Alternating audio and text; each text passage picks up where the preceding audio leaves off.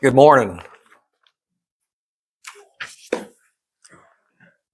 Our lesson this morning is titled Things We Cannot Escape. Things We Cannot Escape. There's some things that we're going to go over this morning, but a little bit of history about my job. I've been was a training officer for my department for about 22 years. One of the things in some of the training that I had, they taught us that people learn in two different ways. They respond in two different ways. They respond by telling them, "Hey, this is what I want you to do. This is why I want you to do it," and they go out and do it because this is what they want. They want to be praised for it. Other people respond by telling them, if you don't do this, this is what's going to happen. So you got two types of learners. You got people that learn or do because they are appreciated for it, and then you got other people that do because if you don't, this is what's going to happen to you. And if you look in the Bible whenever you're reading the Bible and things, there's a lot of that contrast in the Bible, just like Ezekiel 18 verse 20, that Ben just read. There's both directions with it. Hey, this is what's going to happen to the good, but this is also what's going to happen if you do bad. So our lesson this morning is things we cannot escape. In our lives, it's possible to anticipate a lot of things in life. We can anticipate some bad things that's going to happen, and a lot of times we can avoid them and we can escape them. There's a lot of times there's things that's foretold that's going to happen, or that tells us, hey, this is what's going to happen. Just like in Matthew chapter 24, we've been studying.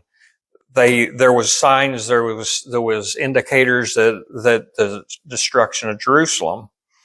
Just like that, there's also indicators in our life that, hey, we're heading the wrong direction. The Bible tells us that there are certain things that are impossible or unavoidable that's going to happen to us. And our lesson is going to point out some of those things that the Bible tells us we can't avoid or escape. So one event that stands out prominently that we can't avoid or escape is the responsibility of our conduct. We have whatever we do, whatever we say, everything we do, we have a responsibility, and it's going to follow us.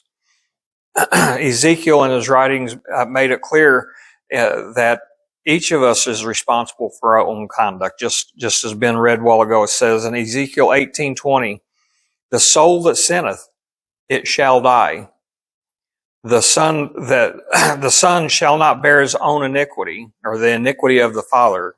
Let me start that over.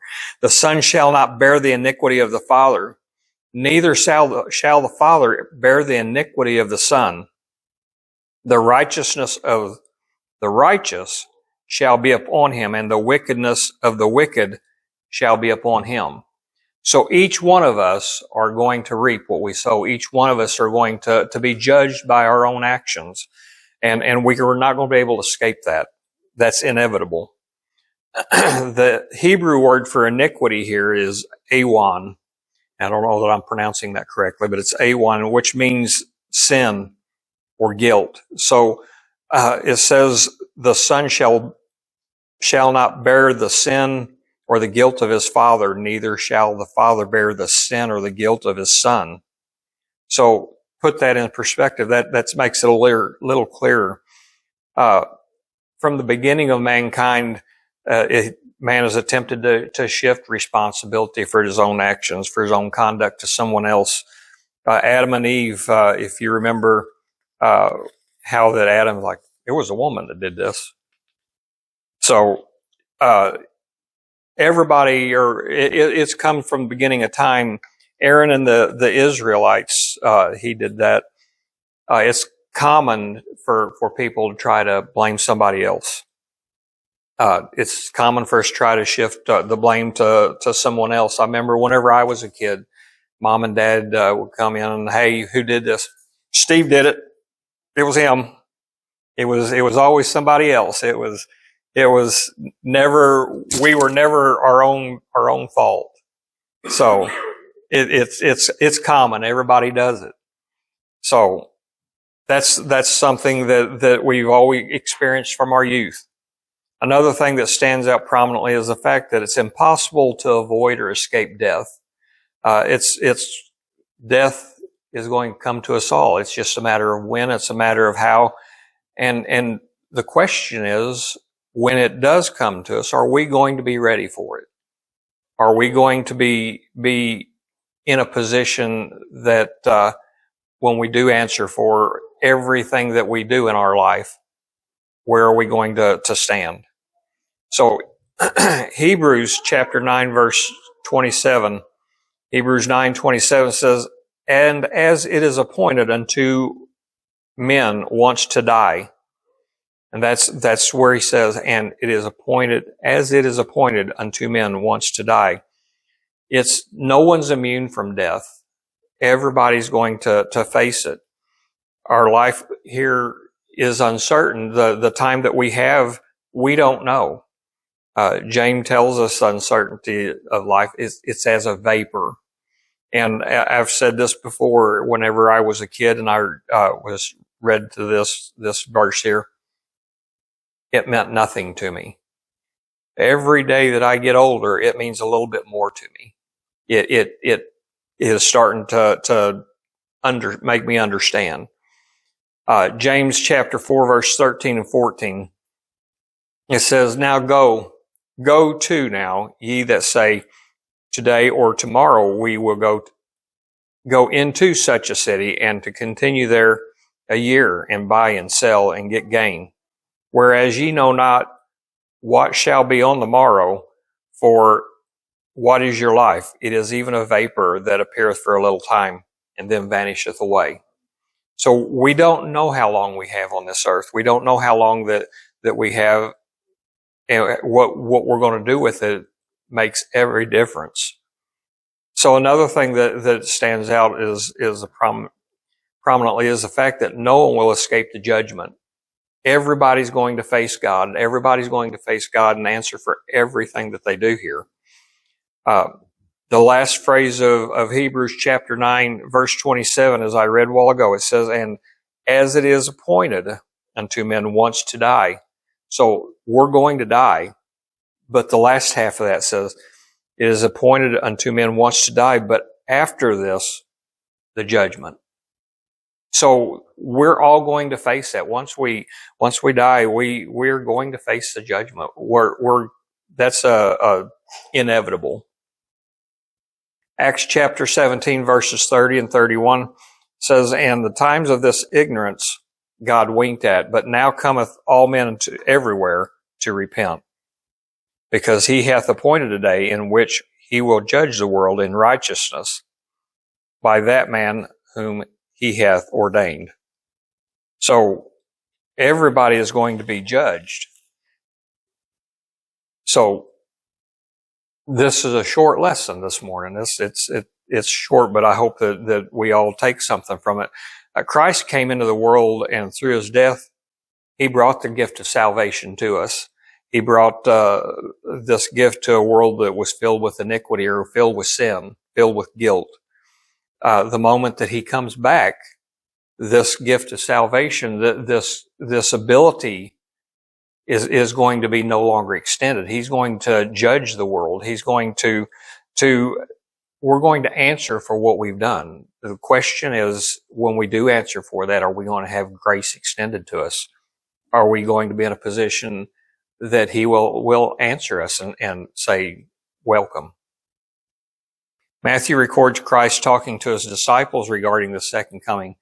He says, "Therefore be ye also ready, for in such an hour as ye think not the Son of Man cometh."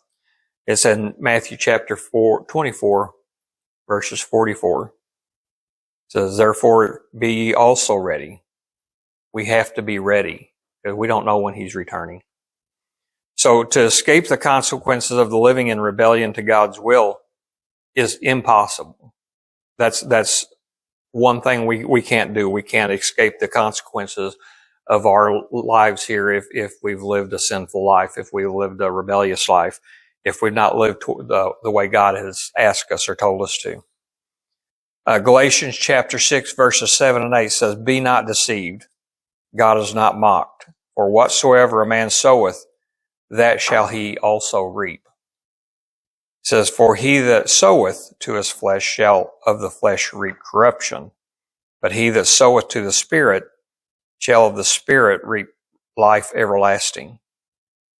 So it says in verse 7 again, it says, "Be not deceived. God is not mocked." God is not ridiculed.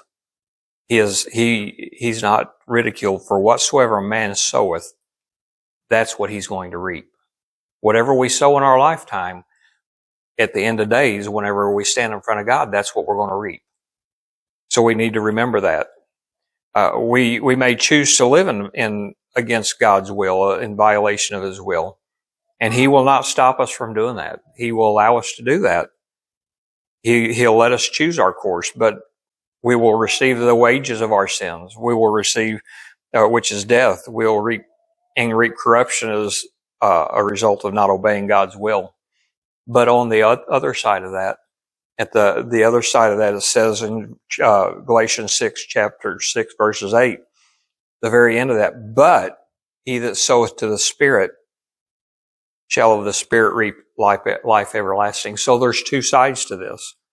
For the person that's going to obey God and that's going to listen to God and that's going to be a child of God, will reap life everlasting. But at the very beginning of this verse, it says, "But he that soweth to the flesh shall reap corruption." So the choice is ours. The choice is yours. Choices are individually. Nobody else can make this decision for me. Nobody else can make this decision for you. But we're going to make this decision. Question is, which decision are you going to make? If there's anybody that needs to respond to the gospel this morning, we ask that you respond as we stand and sing.